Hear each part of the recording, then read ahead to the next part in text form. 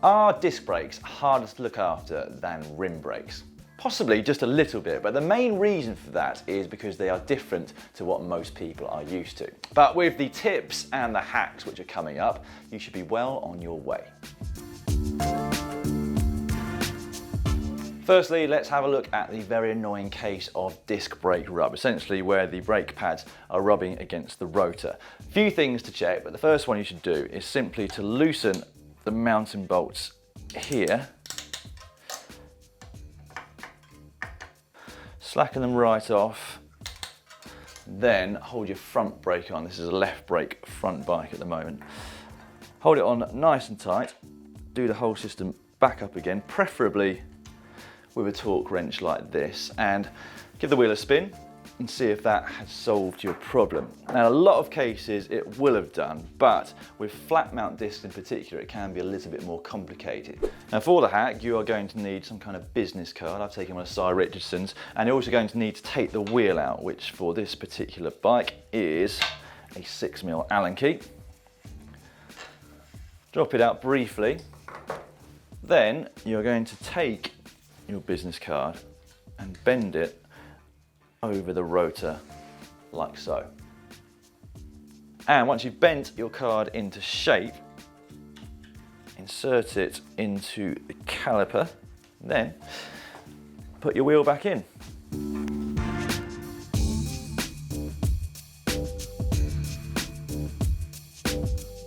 Then we are going to loosen the caliper off again, as we did before, and the width of that business card should be just the right size to space the pads out nicely. So pull your brake on again, should be all nice and centered, and then you can do it back up with your torque wrench again.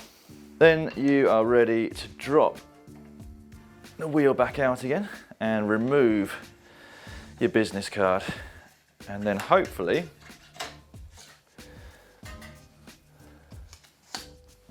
when you put your front wheel back in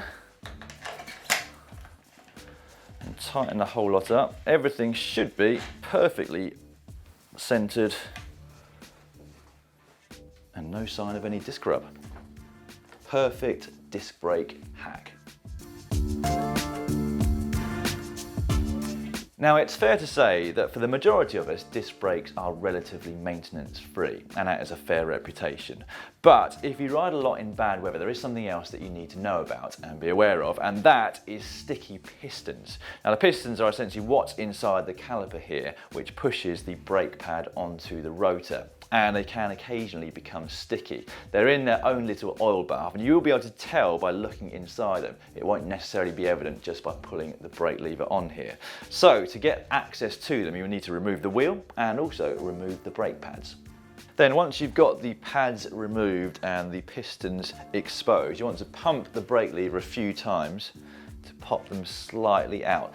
Make sure you don't go over the top when you're doing this, because it is very easy to pop the pistons out completely, and that will mean a full rebleed. So just do it a few times until you've got around 3 or 4 millimeters exposed on both sides, at which point you want to get yourself some alcohol spray and a nice clean rag and clean the non-pad facing side of the piston, so effectively the bit that's around the edge that needs to be nice and clean when it's going in and out.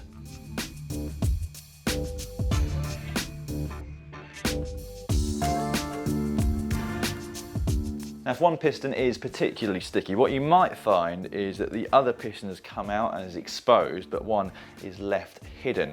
And in that situation, what you want to do is spend the first part of your time cleaning the exposed piston, and then using something like a plastic tie lever, push that one back in, and then with the fluid that's in the system, it should be enough to push the slightly sticky piston out. Then, once they're all cleaned and dried, push the pistons back inside the caliper using your plastic tie lever, and then give the brake a few pumps just to check that they're now moving out nice and evenly. Then you just need to put the brake pads back in like so, and hopefully that will have solved your problem. And then stick your wheel back in. Looks nice and aligned already.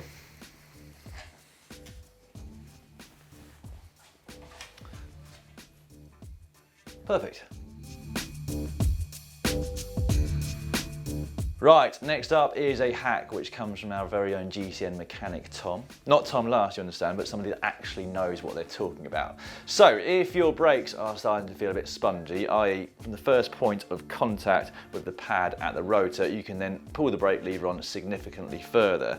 Then it might be that the whole system needs to be re-bled, which is quite a big job. However, if that has been done fairly recently, you might want to check this next hack out. For it, you are going to need a bleed bucket and also some fluid which is specific to your brakes.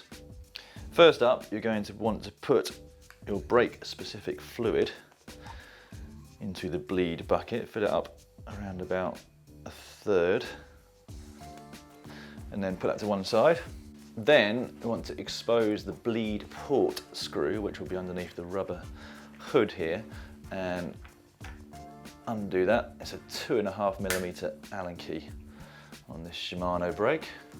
Pull that out, put it carefully to one side, and then screw the bleed bucket in. Right, and then to do the actual hack part of this, we're going to take the bike out of the stand.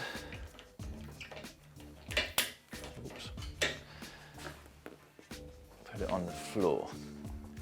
Right, then take the top of the bleed bucket off and remove this plunger from inside. Now squeeze the brake lever on and off a few times, do it as tight as you can. And what you should be encouraging is any air in the system to be coming up towards the top, and you might in fact see a couple of bubbles coming through the fluid in the bleed bucket there. Now here's the extra little hack bit though. Take the top half of the bleed bucket and replace it, and then just gently squeeze the brake whilst also gently tapping the front wheel up and down on the floor, and that will give an extra bit of encouragement to any air which is trapped in the system, which could well be the cause of your spongy feeling brakes. And hopefully that will have solved your problem. Don't forget though to put the plunger back in before you unscrew the bleed bucket, otherwise you're going to get fluid everywhere. Right, then back on with the screw.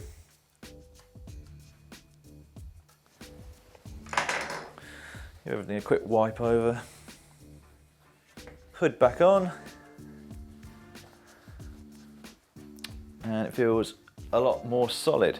Now, if it is the rear brake which is feeling spongy, then when you're doing it, you can do exactly the same method, but when it comes to bouncing the bike up and down, use the gravity to your advantage so that the air comes upwards. Put the bike here, just bounce it gently at that point whilst pulling the brake lever on. And those three hacks should solve a lot of your disc brake problems. Now, one more thing that you can try if you are finding that you're getting air in the system is to focus on the points where air might be getting in. So for example, the part here which connects two cabling parts here, expose the bottom part which normally got a rubber seal over it, and on this case it is an 8mm Allen key there, and then a 9mm here, and just check that these are nice and tight.